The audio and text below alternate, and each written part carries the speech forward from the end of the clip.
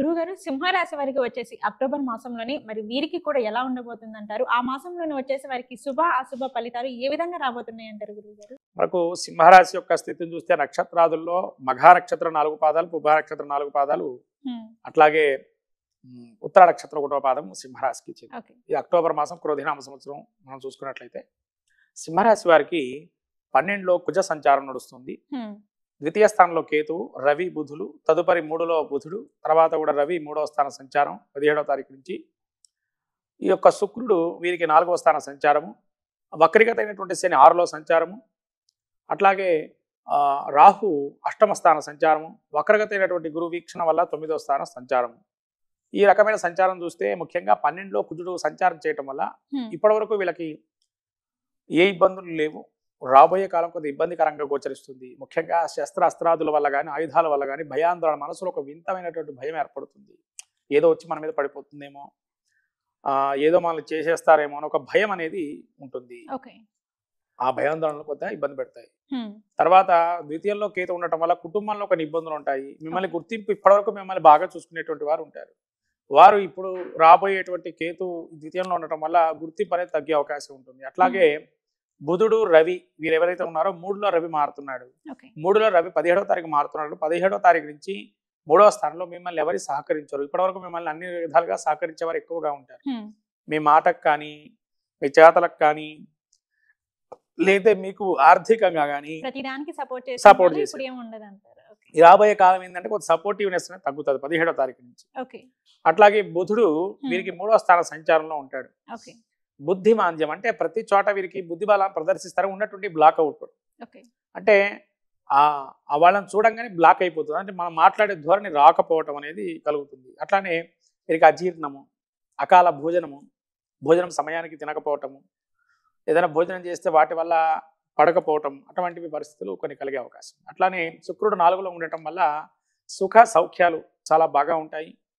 అట్లానే ఏదైనా ప్రయాణాలు చేసేటప్పుడు చాలా బాగా ప్రయాణం చేస్తారు. ఎంచుకొని మరి ప్రయాణం చేస్తారు. ఏ దిశకి వెళ్ళాలి, ఎక్కడికి వెళ్ళాలి అనేది. అది బంధుమిత్ర అభినందనలు, ఆ బంధుమిత్ర వాళ్ళతో మంచి శుభవార్త వినటం, తర్వాత బంధు ప్రేమికంగా ఉండటం, వాళ్ళు ఏదైనా పిలిస్తే విందు వినోదాలు పాల్గొనటం, అటువంటి మంచి ఉత్సాహవంతమైనటువంటి జీవితాన్ని గడుపుతారు శుక్రుడు వల్ల వీళ్ళు ఈ మాసంలో. ఈ వక్రగత అయినటువంటి శని వల్ల 6వ స్థానంలో శత్రు పరాభవం, కొంత శత్రు పరాజయాన్ని పొందే అవకాశాన్ని మీరు చెవి చూస్తారు.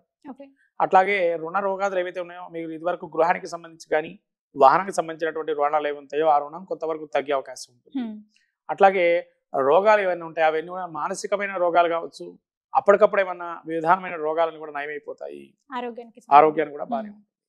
అయితే ఈ యొక్క 9లో వీరికి రాహు సంచారం వల్ల, 8లో రాహు సంచారం వల్ల 8వ స్థానంలో మీరు ఉండే జాగ నుంచి కొద్దిగా మార్పులు చేర్పులు కోరుకునే అవకాశం ఉంటుంది. ఎందుకంటే మనల్ని ఎవరు సహకరించినప్పుడు మనం ఎందుకు ఇక్కడ ఉండడం అనేది కొద్దిగా మార్పులు చేర్పులు, ప్రదేశాలు మారే అవకాశం ఉంటుంది.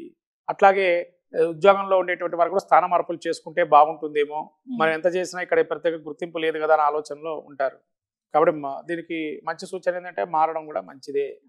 గురువు వక్రీకరించి ఉండేటువంటి గురువు భాగ్య దృష్టి ఉన్నాడు కాబట్టి ఎన్ని అపవాదాలు ఉన్నా, ఎన్ని మిమ్మల్ని సహకరించకపోయినా, మిమ్మల్ని ఎదుటి మనిషి అనేక రకాలుగా ఇబ్బంది పెట్టినా ఈ మాసంలో గురువు వక్రగతి వల్ల మీకు చాలా శుభాలు జరిగే అవకాశం ఉంది. అంటే మీరు ఒక పాజిటివ్ పొజిటివ్నెస్కి వెళ్తారు. అంటే పాజిటివ్ థింకింగ్ ఎక్కువ పాల్గొతారు.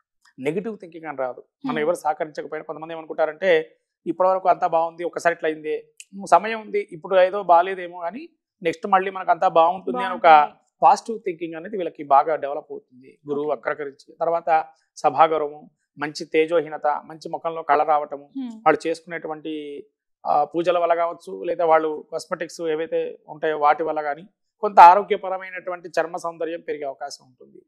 ఈ విధంగా గురువు బాగా మంచిగా గోచరిస్తున్నాడు. మొత్తం మీద సింహరాశి వారికి కొంత 50% 60% వరకు చాలా బాగా ఉంది అక్టోబర్ మాసం. కాబట్టి వీరు ఇంకా మంచి ఫలితాలు పొందాలనుకునేటువంటి వారు ఎవరైనా ఉన్నా కూడా వారు ముఖ్యంగా దుర్గాదేవి ఆరాధన చేయటం వల్ల దుర్గతులన్నీ నాశనం చేస్తుంది కదా అమ్మవారు. ఈ దుర్గా స్తోత్రమాలిక అటువంటివి చేసుకోవటం వల్ల మంచిది.